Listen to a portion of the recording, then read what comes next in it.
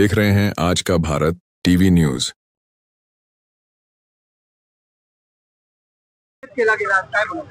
संजय राऊत ही व्यक्ती धर्मवीर आनंद दिघे साहेबांबद्दल जे बरळते याचा निषेध करण्यासाठी सर्व शिवसैनिक इथे जमलेले आहेत।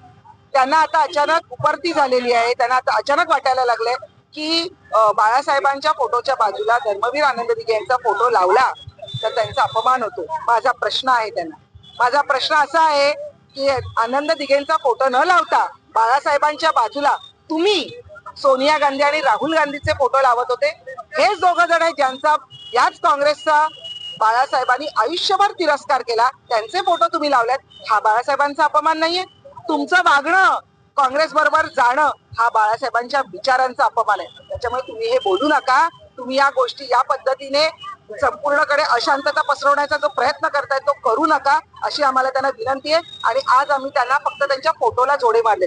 त्यांची गटारगंगा जर अशीच वाहिली तर त्यांच्या घरात घुसून सुद्धा त्यांना जोडे मारल्याशिवाय ही शिवसेना आघाडी राहणार नाही। संजय राऊत नेहमीच अशा प्रकारची विकृत मानसिकता करून समाजामध्ये एक अशांती पसरवतात, त्याच्याबद्दल तुम्ही त्यांना आम्ही जेव्हा ते नेपाळच्या संदर्भात बोलले तेव्हा शिवसेनेतर्फे एक शिष्टमंडळ जाऊन देवेंद्र भारतीजींना भेटून आम्ही त्यांच्यावर FIR व्हावी आणि त्यांच्यावर कारवाई व्हावी, कारण त्यांचा फक्त महाराष्ट्रामध्ये आणि पर्यायाने भारतामध्ये अशांतता पसरवण्याचा त्यांचा नेहमीच त्यांची भाषणं तशीच असतात।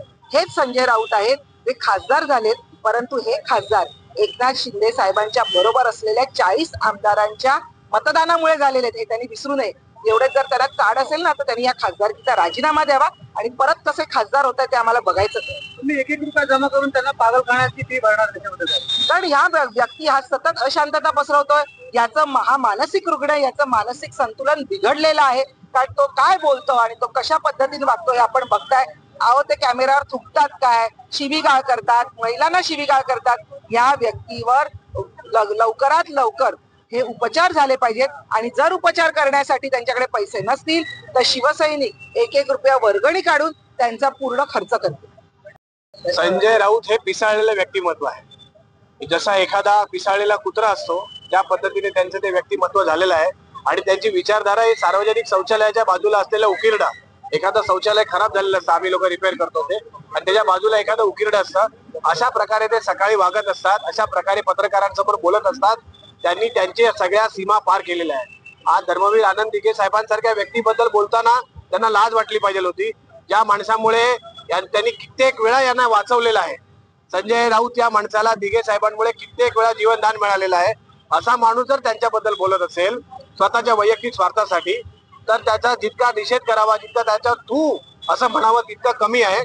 अशा व्यक्तीला जर यांनी आज यापुढे जर सुधारले नाही, पुन्हा हे जर दिघे साहेबांबद्दल काय बोलायला गेले तर पुढच्या वेळेला फोटो नसेल, आपल्या पत्रकारांसाठी स्वतः ती मूर्ती असेल।